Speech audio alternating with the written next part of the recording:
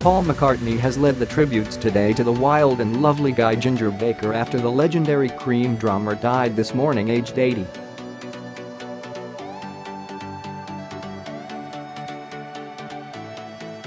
Known as the human combine harvester for his unique drumming style, Baker helped make Cream, fronted by Eric Clapton, one of the world's first supergroups with global sales success and a lasting musical legacy.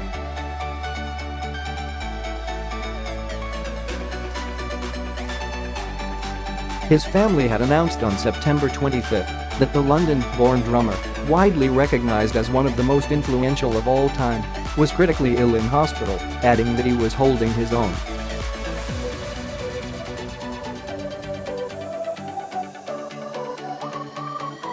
A post on his Twitter account today read, "We are very sad to say that Ginger has passed away peacefully in hospital this morning.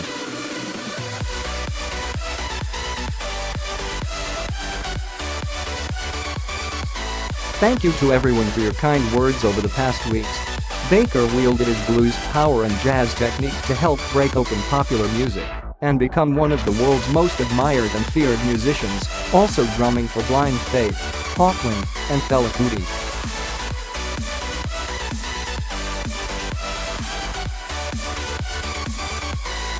With blazing eyes and orange-red hair, and a temperament to match, the London native ranked with The Who's Keith Moon and Led Zeppelin's John Bonham as the embodiment of musical and personal fury.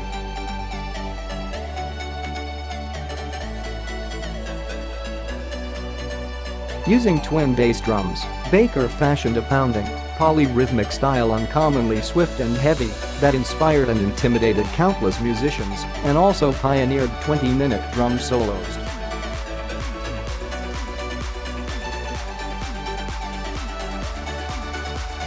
But every beat seemed to mirror an offstage eruption, whether his violent dislike of Cream bandmate Jack Bruce or his on-camera assault of a documentary maker, Jay Bulger, whom he smashed in the nose with his walking stick.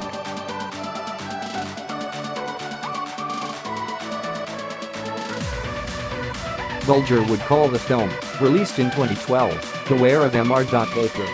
While the Rolling Stone magazine once ranked him the third greatest rock drummer of all time, behind Moon and Bonham, Baker had contempt for Moon and others he dismissed as bashers without style or background.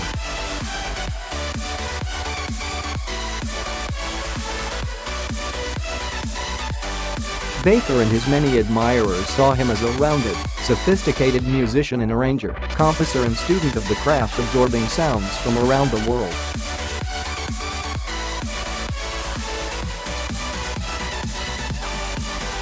He had been playing jazz since he was a teenager and spent years in Africa in the 1970s, forming a close friendship with the Nigerian musician activist Fela Kuti.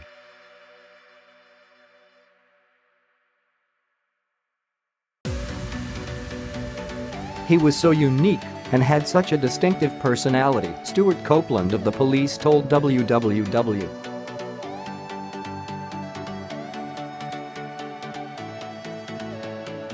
MusicCrater.com in 2013.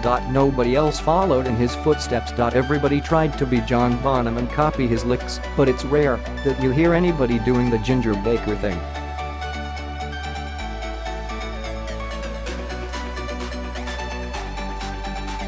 But many fans thought of him as a rock star who teamed with Eric Clapton and Bruce in the mid-1960s to become Cream, one of the first supergroups and first power trios.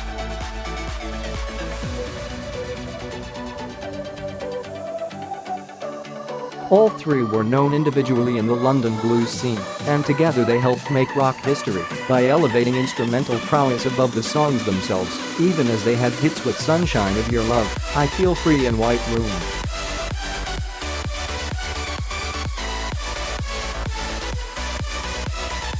Cream was among the most successful acts of its time, selling more than 10 million records.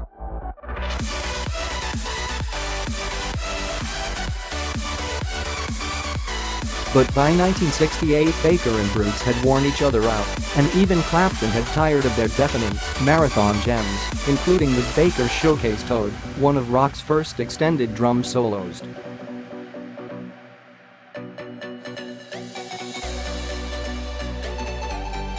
Cream split up at the end of the year, departing with 2 sold-out shows at London's Albert Hall.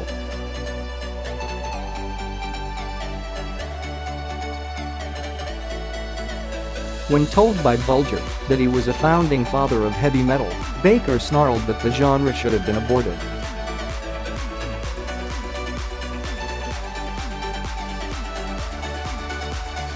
To the surprise of many, especially Clapton, he and Baker were soon part of another supergroup, Blind Faith, which also featured singer-keyboardist Stevie Winwood and bassist Rick Gretsch.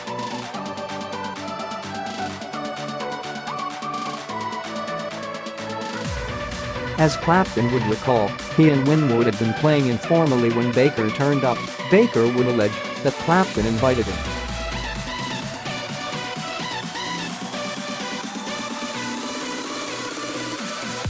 Named Blind Faith by Aretha Clapton, the band was overwhelmed by expectations from the moment it debuted in June 1969 before some 100,000 at a concert in London's Hyde Park.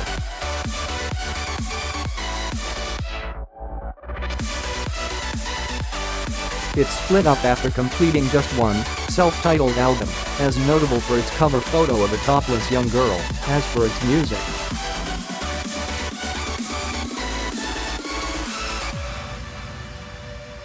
A highlight from the record, Baker's cymbal splashes on Winwood's lyrical ballad, "Can't Find My Way Home."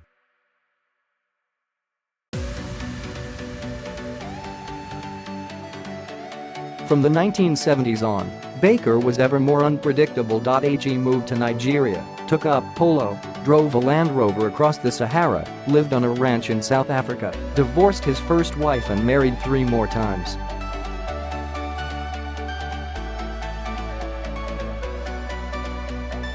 He recorded with Kuti and other Nigerians, jammed with Art Blakey, Elvin Jones and other jazz drummers, and played with John Lydon's Public Image Limited.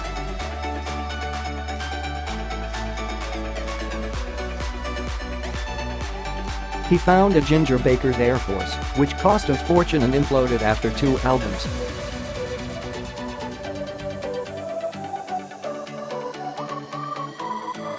He endured his old enemy, Bruce, when Cream was inducted into the Rock and Roll Hall of Fame in 1993, and for Cream reunion concerts a decade later.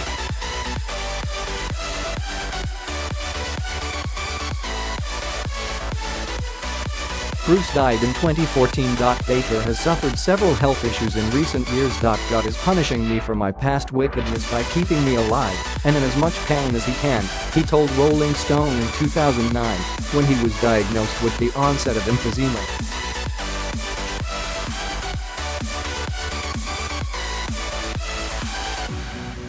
In 2013, he revealed he had been diagnosed with chronic obstructive pulmonary disease from years of heavy smoking.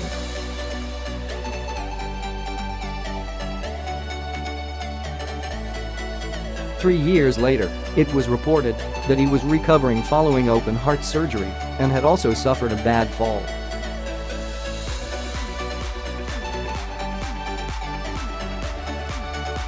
In an interview in 2013 with The Guardian, Baker admitted he had spent more than 20 years battling a heroin addiction.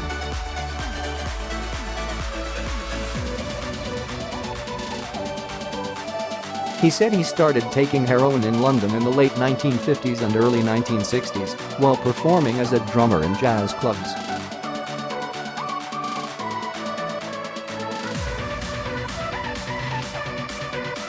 He said, "I don't have fond memories of it at all. To find you have to do something just to feel normal is not a good road."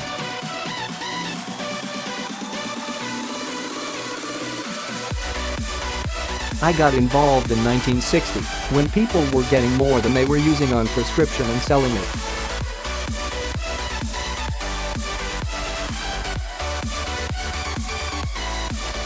It was called of Jack, 1/6 of a gram of heroin in one tiny white pill.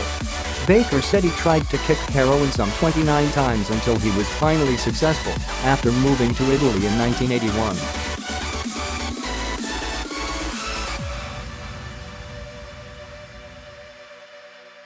He added, "That's when I got clear of it all. I moved to a little village in the middle of nowhere where nobody spoke English.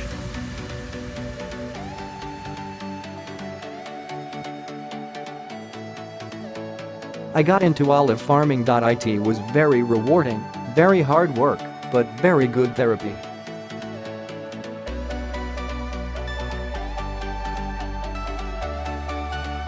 Baker has been married 4 times and is survived by 3 children. No strange to vices and not a fan of modesty. He called his memoir Hellraiser, the autobiography of the world's greatest drummer.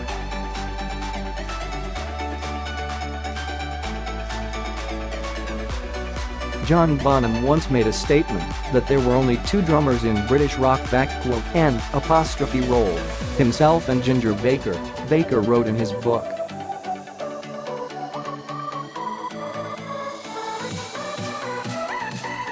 "My reaction to this was, why, oh, you cheeky little bastard."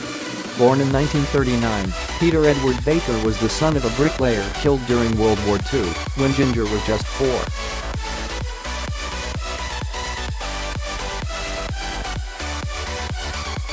His father left behind a letter that Ginger Baker would quote from, "Use your fists, they're your best pals," so often.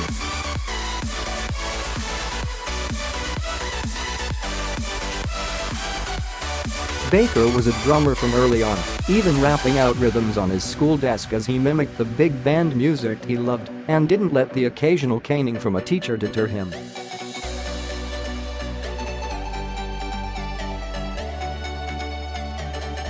As a teenager, he was playing in local groups and was mentored by percussionist Phil Seaman.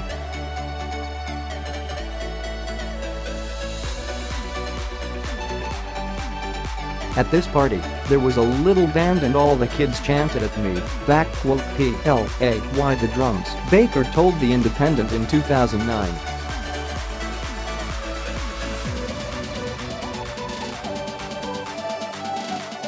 "I'd never sat behind a kit before, but I sat down, and I could play."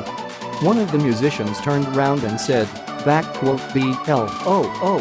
"why hell, we've got a drummer," and I thought, why hell, I'm a drummer."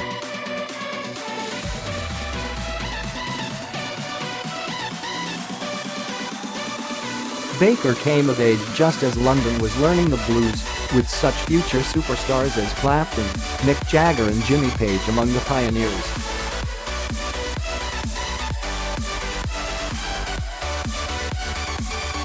Baker joined Alexis Corners Blues Incorporated, where he met, and soon disliked, for allegedly playing too loud, the Scottish-born bassist Jack Bruce, with whom he was thrown together again as members of the popular British group the Graham Bond Organisation.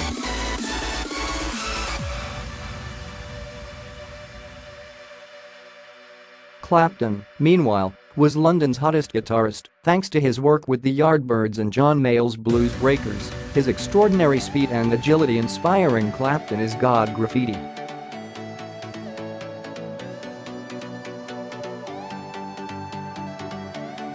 Clapton, Baker, and Bruce would call their band Cream because they considered themselves the best musicians around.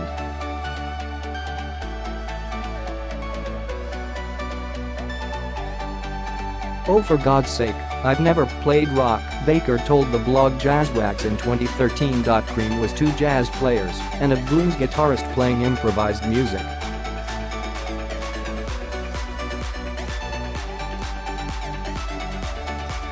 "We never played the same thing 2 nights running. Jack and I had been in jazz bands for years.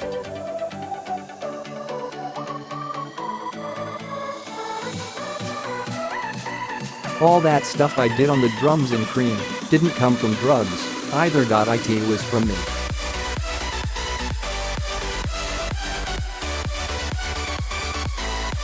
It was jazz."